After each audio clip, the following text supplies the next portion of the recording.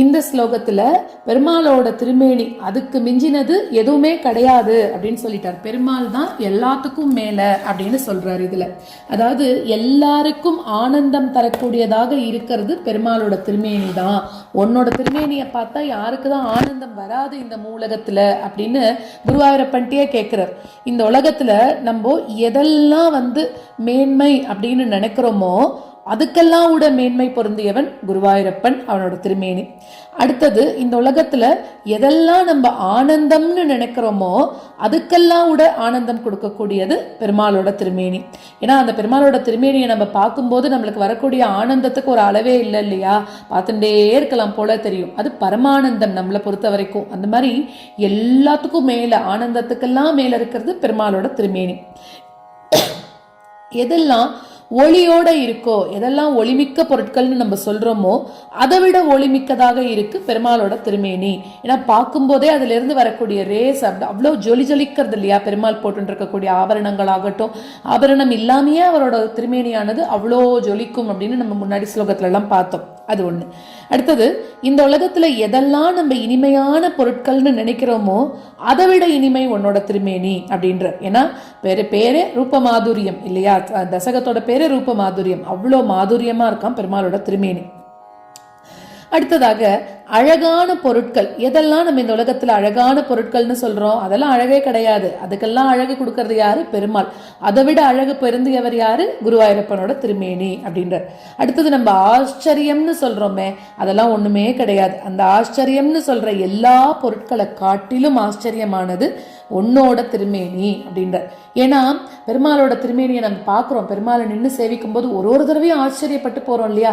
எவ்வளோ அழகா இருக்கார் பாரு, கையில எப்படி சங்கு சக்கரம் கதையெல்லாம் வச்சுட்டு இருக்கார் பாரு, அந்த கண்லேருந்து வந்த கருணையை பாரு அப்படின்னு ஆச்சரியப்பட்டு நம்ம சொல்றோம் இல்லையா. பெருமாளோட திருமேனியை சொல்றோம். பெருமாளோட கதைகள் நம்மளுக்கு ஒரு தடவை கேட்டு 2 தடவை கேட்டு போர் அடிக்கிறதானா இல்லை. திருப்பி ராமாயணம் மகாபாரதம்லாம் கேட்கும்போது நம்ம எப்படி ஆச்சரியமா தானே கேட்கிறோம் ஒரு தடவையும். அதே மாதிரிதான் பெருமாளோட திருமேனியும். பார்க்க ஆச்சரியம் கொடுக்கக்கூடியது, ஆனந்தம் கொடுக்கக்கூடியது பெருமாளோட திருமேனி. எப்ப பார்த்தாலும் ஆச்சரியமாவே பார்த்துட்டு இருக்கோமா. ஸோ அப்படியெல்லாம் இருக்கக்கூடிய நீதான் எல்லாத்துக்கும் மேன்மை பொருந்தியவன், எல்லாத்துக்கும் ஆனந்தம் பொருந்தியவன் இந்த ஸ்லோகத்துல சொல்றார்.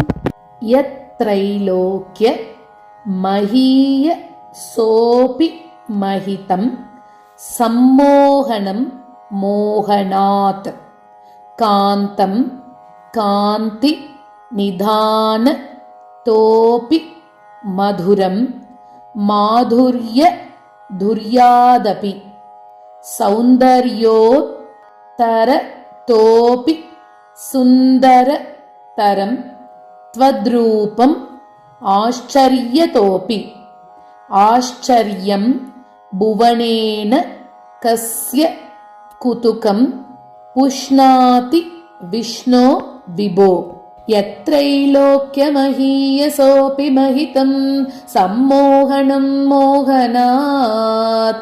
யத்ரைலோக்யமஹீயசோபி மஹிதம் சம்மோகனம் மோகனாத் காந்தம் காந்தி நிதானதோபி மதுரம் மாதுர்யதுர்யாதபி காந்தம் காந்தி நிதானதோபி மதுரம் மாதுர்யதுர்யாதபி சௌந்தர்யோத்தரதோபி சுந்தரதரம் த்வத்ரூபமாச்சரியதோபி சௌந்தர்யோத்தரதோபி சுந்தரதரம் த்வத்ரூபமாச்சரியதோபி ஆச்சர்யம் புவனேன கஸ்ய குதுகம் புஷ்ணானி விஷ்ணோ விபோ. ஆச்சர்யம் புவனேன கஸ்ய குதுகம் புஷ்ணாதி விஷ்ணோ விபோ.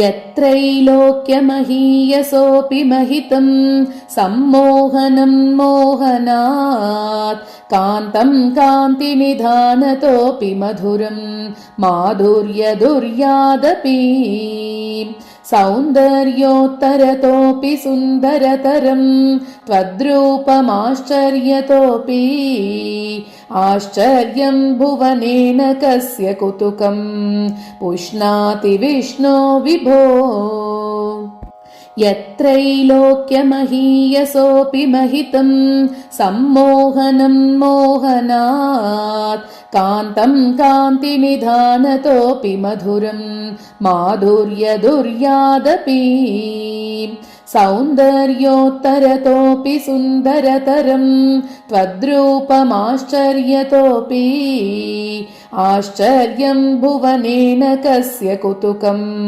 पुष्णाति विष्णो विभो